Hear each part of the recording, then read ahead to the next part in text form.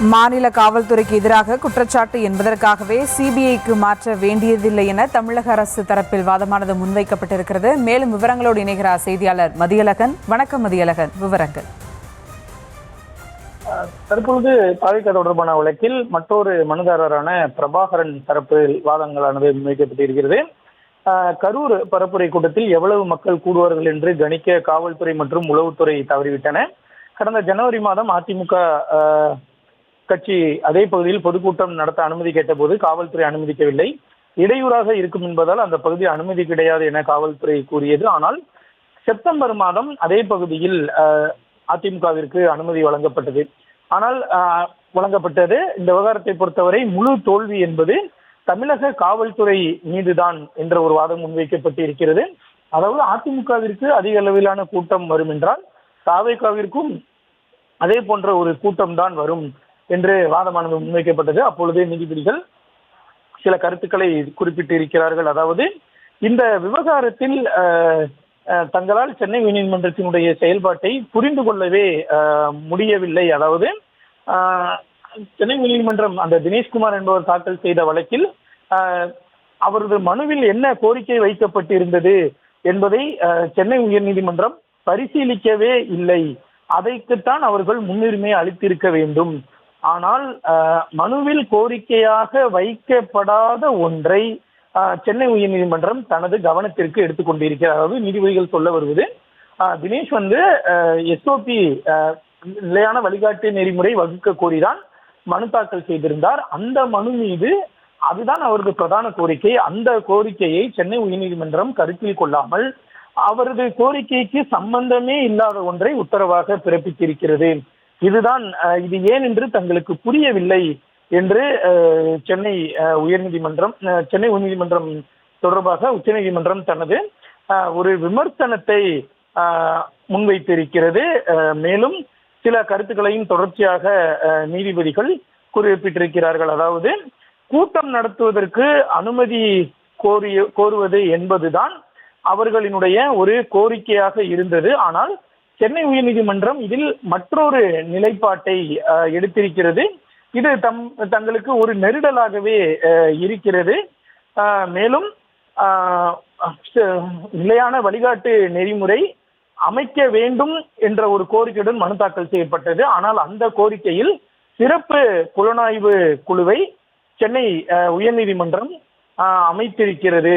நாம் ஏதாவது ஒரு இடத்தில் நமது எல்லைக்கு உட்பட்டு நடந்திருக்க வேண்டும் என்ற ஒரு கருத்தையும் நீதிபதிகள் விசாரணையின் பொழுது குறிப்பிட்டு இருக்கிறார்கள். இதற்கு பதிலளித்த தமிழ்நாடு அரசு தரப்பு வழக்கறிஞர் வில்சனை பொறுத்த வரைக்கும் சிறப்பு புலனாய்வு குழு அமைக்க வேண்டும் என்ற கோரிக்கை மின்னஞ்சல் மூலம் அனுப்பப்பட்டிருக்கிறது.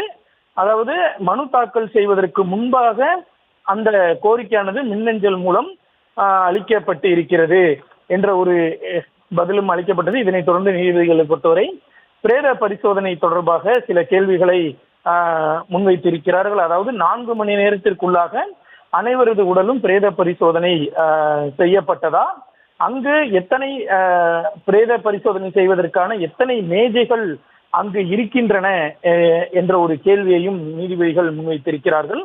இதற்கு தமிழ்நாடு அரசு தரப்பை பொறுத்தவரை 27ஆம் தேதி இந்த சம்பவம் நடந்தது. அந்த இடத்தில் மிகப்பெரிய அளவில் ஒரு பொதுமக்களினுடைய எழுச்சியும் ஒரு கூக்குரலும் அங்கு இருந்தது.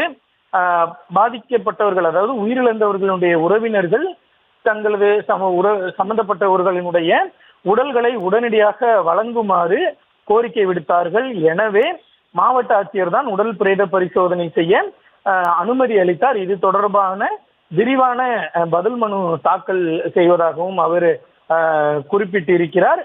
மேலும் எதிர்த்தரப்பு அரசு மீது சுமத்திய குற்றச்சாட்டுகள் குறித்தும் ஆய்வு செய்து தங்களுக்கு எதிராக கூறப்பட்ட குற்றச்சாட்டுகளுக்கு பதிலளிக்க வேண்டிய நிலைமை இருப்பதாகவும் தெரிவிக்கப்பட்டது. மேலும் கூட்டத்தில் காலணி வீசப்பட்டது, லத்தி சார்ஜ் நடத்தப்பட்டது என்ற குற்றச்சாட்டுகள் முன்வைக்கப்பட்டு இருக்கின்றன. அது தொடர்பான விசாரணையானது தற்பொழுது நடைபெற்று வருவதாகவும் தெரிவிக்கப்பட்டு இருக்கிறது. அதே நேரத்தில் ஒரு தவிர்க்க முடியாத சூழல், அசாதாரண சூழலில்தான் வழக்கினுடைய விசாரணையை சிபிஐக்கு மாற்ற வேண்டும். அதே நேரத்தில் தமிழ்நாடு அரசு மீது இந்த விவகாரத்தில் மனுதாரர்கள் தரப்பில் வைக்கப்படக்கூடிய அல்லது வைக்கப்பட்டுள்ள குற்றச்சாட்டுகளை தாங்கள் மறுப்பதாகவும் தமிழ்நாடு அரசு தரப்பில் முன்வைக்கப்பட்டிருக்கிறது. தற்பொழுது விரிவான அந்த மனு தாக்கல், அதாவது பதில் மனு தாக்கல் செய்வதற்கு ஒரு கால அவகாசம் வேண்டும் என்றும் குறிப்பிடப்பட்டிருக்கிறது. மேலும் உறவினர்கள் கேட்டுக்கொண்டதாலேயே அந்த அதாவது உயிரிழந்தவர்களுடைய உடல்கள் அனைத்தும் உடனடியாக பிரேத பரிசோதனை செய்யப்பட்டன. மேலும் சம்பவம் நடந்த அன்றே முதலமைச்சர் உடனடியாக கரூர் புறப்பட்டார். அப்பொழுதுதான் முதலமைச்சரிடம்தான் பாதிக்கப்பட்டவர்கள் தங்களது கோரிக்கைகளை முன்வைத்தார்கள், உடலை உடனடியாக ஒப்படைக்க வேண்டும் என்று. அதனால்தான் உடனடியாக பிரேத பரிசோதனை செய்யப்பட்டது. மாவட்ட ஆட்சியரும் அனுமதி அளித்தார் என்று சொல்லும் பொழுது, அனுமதி அளித்ததை பற்றி தங்களுக்கு எந்த விதமான கேள்வியும் எழவில்லை. அதாவது இதனை அந்த உடல் பிரேத பரிசோதனை செய்யக்கூடிய நிபுணர்கள் தான் இதனை செய்தார்களா என்ற ஒரு கேள்வியை தாங்கள் எழுப்புவதாக நீதிபதிகள் குறிப்பிட்டார்கள். அதற்கு பதிலளித்த தமிழ்நாடு அரசு தரப்பு, அருகாமையில் இருக்கக்கூடிய மாவட்டங்களிலிருந்து மருத்துவர்கள் வரவழைக்கப்பட்டார்கள். மேலும் இது போன்ற ஒரு குற்றச்சாட்டை, அதாவது விரைவாக செயல்பட்டதற்காக ஒரு குற்றச்சாட்டை தாங்கள் முதல் முறையாக எதிர்கொள்வதாகவும் அரசு தரப்பில் தெரிவிக்கப்பட்டிருக்கிறது. தொடர்ச்சியாக இந்த வாதமானது தமிழ்நாடு அரசு தரப்பில் முன்வைக்கப்பட்டு வரக்கூடிய நிலையில் நீதிபதிகளும் தொடர்ச்சியாக பல்வேறு கேள்விகளை எழுப்பி வருகிறார்கள். அதற்கும் அரசு தரப்பில் விரிவான பதிலானது அளிக்கப்பட்டு வருகிறது.